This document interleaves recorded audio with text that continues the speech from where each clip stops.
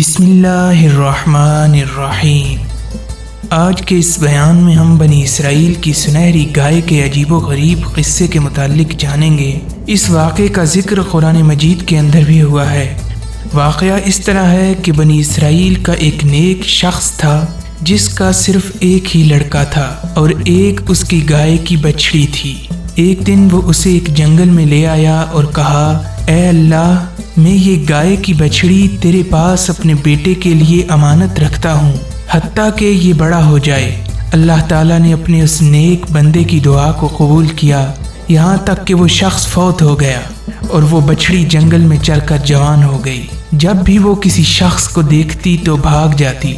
جب بچہ بڑا ہوا تو وہ اپنی والدہ کا بہت اطاعت گزار بنا۔ اس نے رات کو 3 حصوں میں تقسیم کر رکھا تھا۔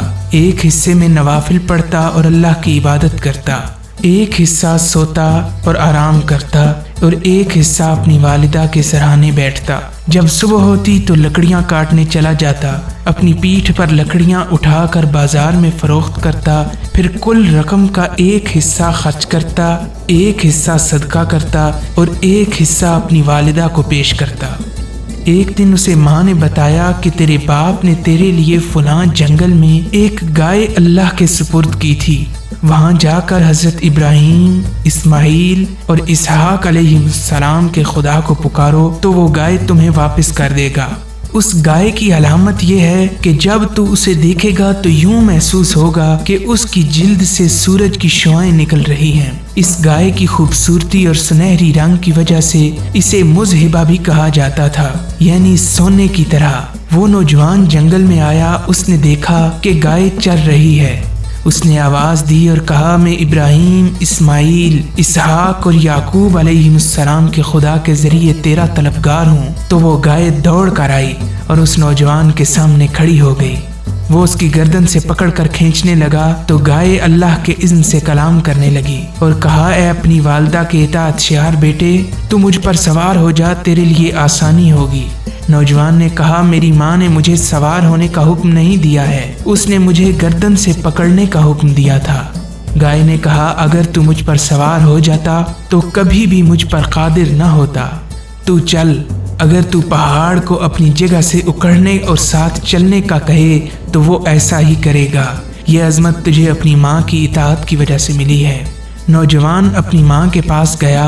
ماں نے اس سے کہا، بیٹا، تو ایک فقیر آدمی ہے، تیرے پاس کوئی مال نہیں ہے، دن کے وقت لکڑیاں بیچنا اور رات کے وقت قیام کرنا تیرے لیے بہت دشوار ہے، اس لیے تو گائے کو منڈی میں بیچ دے۔ نوجوان نے کہا، کتنے میں بیچوں؟ ماں نے کہا، 3 دینار میں، مگر میرے مشورے کے بغیر نہ بیچنا۔ اس وقت اس گائے کی قیمت 3 دینار تھی۔ نوجوان گائے کو لے کر بازار میں پہنچ گیا تو اللہ نے ایک فرشتہ انسانی شکل میں اس کے پاس بھیجا تاکہ اس کا اپنی ماں سے اطاعت شیاری کے جذبے کو آزمایا جائے، جبکہ وہ مالک الملک سب کچھ جانتا تھا۔ اس فرشتے نے کہا، کتنے میں بیچو گے؟ نوجوان نے کہا، 3 دینار میں، مگر اپنی والدہ کی رضا پہلے معلوم کروں گا۔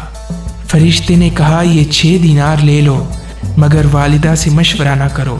نوجوان نے کہا، اگر تم مجھے اس گائے کے وزن کے برابر بھی سونا دو تو پھر بھی میں اپنی ماں کی رضا کے بغیر نہیں بیچوں گا۔ وہ ماں کے پاس گیا اور اسے اس سودے کی خبر دی۔ ماں نے کہا، جاؤ اور 6 دینار میں بیچ دو، مگر میری رضا کی شرط کے ساتھ ہی بیچنا۔ نوجوان پھر منڈی میں آیا، وہ فرشتہ بھی آ گیا۔ فرشتے نے کہا، ماں سے مشورہ کر لیا؟ نوجوان نے کہا، ماں نے 6 دینار میں فروخت کرنے کا حکم دیا ہے، مگر اس کی رضا اور مشورہ پھر بھی ضروری ہے۔ فرشتے نے کہا، میں تجھے 12 دینار دیتا ہوں، مگر ماں سے مشورے کی شرط کے بغیر۔ نوجوان نے انکار کر دیا۔ وہ پھر اپنی ماں کی طرف گیا اور اس صورتحال سے آگاہ کیا۔ ماں سمجھ گئی۔ اس نے کہا، بیٹا، وہ فرشتہ ہے جو انسانی شکل میں تیرے پاس آتا ہے تاکہ تیرا امتحان لے۔ اب جب تیرے پاس وہ فرشتہ آئے تو اس سے پوچھنا کہ میں گائے فروخت کروں یا نہ کروں۔ فرشتہ آیا تو لڑکے نے اس سے پوچھا۔ فرشتے نے کہا، اپنی ماں کو کہہ کہ یہ گائے ہرگز نہ بیچے اور اسے اپنے پاس رکھے۔ حضرت موسیٰ علیہ السلام تم سے یہ گائے ایک مقتول کے لیے خریدیں گے۔ جو بنی اسرائیل میں قتل ہوگا، اور اسے فروخت نہ کرنا مگر اس کے بدلے اس کی کھال بھر کر سونا لے لینا۔ انہوں نے ایسا ہی کیا اور لڑکا اس گائے کو لے کر اپنے گھر چلا گیا۔ اب واقعے کا دوسرا رخ کچھ اسی طرح ہے کہ بنی اسرائیل کے ایک شخص۔ واقعے کا دوسرا حصہ جاننے کے لیے چینل کو سبسکرائب کر لیں تاکہ اگلا بیان آپ تک بلا تاخیر پہنچ سکے۔